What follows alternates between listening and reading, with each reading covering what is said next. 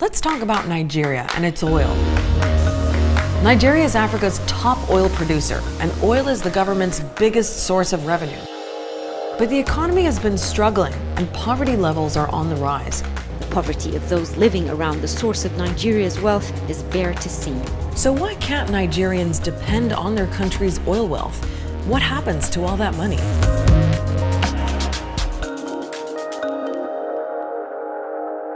They call Nigeria the African giant for a reason. It's home to Africa's biggest population and largest economy, powered by a growing services industry and agricultural exports like cocoa and palm oil.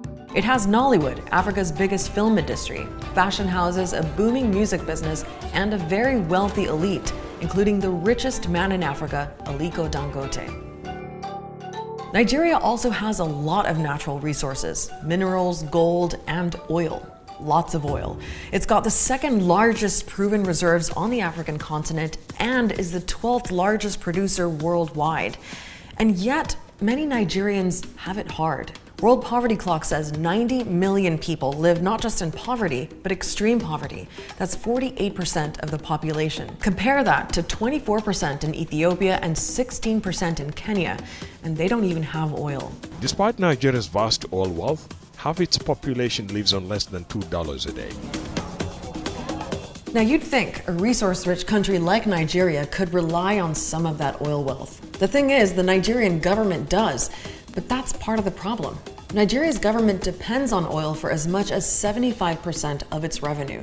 So when global oil prices bottomed out in 2014, Nigeria went into recession, and it's still struggling to get out. But even when oil prices are good, Nigerian experts say not a huge slice of that revenue gets to the people. The focus should be of the monies that the Nigerian government gets, how much is reinvested into the lives of the people. They're still using some of that oil revenue to pay off debts and the rest to pay salaries to the lawmakers. So things like schools, hospital, infrastructure, much needed infrastructure does not get built. Okay, so where does that revenue go? Let's follow the money and the oil. Nigerian crude is found right here under the waterways of the Niger Delta. A few Nigerian companies operate there, but the ones doing most of the exploring and extracting are international companies.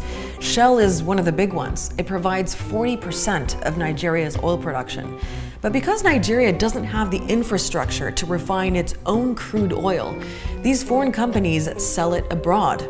And in the end, Nigeria has to import billions of dollars worth of refined oil back in. Multinational actually extracts the oil. So if they think that refining the oil in Switzerland or refining it in the United States will help them lower costs, definitely that's where they will do it, because the capacity to refine it isn't there in Nigeria. Now, what Nigeria does have is a central body called the Nigerian National Petroleum Corporation. The NNPC is both an oil industry regulator and a massive commercial corporation. The corporation arm signs contracts with all those international companies, and the companies pay for all the initial costs, plus things like oil licenses, royalties, and a tax on their profits to the NNPC. So the NNPC takes all that money and pays it into Nigeria's national treasury. But the regulator that's supposed to police that flow of money is part of the NNPC. It means that there's a huge lack of transparency, that a lot of transactions are happening under a cloak of obscurity. You cannot be both a regulator and a player. You can't be a referee and a player as well. It just doesn't make any sense. That lack of transparency has led to corruption in the oil sector. Billions of dollars in oil money have gone missing over the years. One of the most infamous cases was back in 2016. It was reported that $16 billion in oil revenue had just gone missing. And this money was supposed to be given from NNPC and sent to the National Treasury. But the money was not sent over. So every few years in Nigerian headlines, you see things like 16 billion missing, 30 billion missing. There's another type of missing oil money, and that's taxes. As we mentioned earlier, international oil companies are supposed to pay taxes on their oil profits to the NNPC. But companies are accused of reporting lower profits in order to pay fewer taxes. So a company can sell Nigerian oil at a lower price to its own subsidiary in a tax haven and then sell that oil to other buyers at full price. They can inflate the costs of their Nigerian operations or underreport the volume of oil they produce to begin with. So public oil money gets lost in a swamp of tax havens and murky accounting. And then there's theft. Yes, straight up stealing. Tucked in the forest, we find these men cooking oil. There are hundreds of illegal refineries in the Niger Delta, where criminal gangs like the Delta Avengers tap into pipelines. In early 2019, 22 million barrels of oil were stolen and sold on the black market. The barges then take it to larger tankers in the Atlantic Ocean, and from there to buyers in West Africa, Europe, Latin America, and as far as Asia. There's even a language in Nigeria that conveys and captures the sentiment that the oil is here to steal.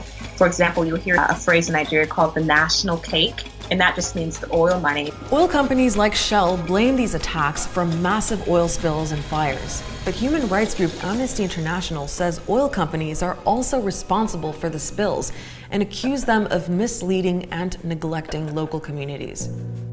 So, sabotage, theft, tax evasion, corruption, lots to tackle. But Nigeria's government has been releasing annual audit reports on its energy industry, demanding unpaid taxes and compensation from international oil companies, and after 17 years of delays, is ready to implement the Petroleum Industries Bill. The bill has its critics, but many in Nigeria hope it'll clean up the oil sector by doing things like splitting the NNPC's commercial business from its regulator. Nigeria also says it wants to diversify its economy away from oil, and there are signs it wants to develop its own industry to cut back on all the foreign involvement. Remember Aliko Dangote, Africa's richest man? He's building a new refinery near Lagos. We have to make sure that oil is actually, refined within Nigeria, and that will help, reduce importing the refined petroleum products into the country. Now, none of that will single-handedly fix Nigeria's oil industry, its economy, or poverty levels. But the hope is it'll go some way to getting Nigerians a bigger slice of that national cake. Thanks for watching, commenting, sharing, and giving us your feedback. It's been really helpful for us to see what's been working and which stories you'd like us to tackle next. If you haven't yet, subscribe and like all those Al Jazeera pages so you're always in the loop. See you next week.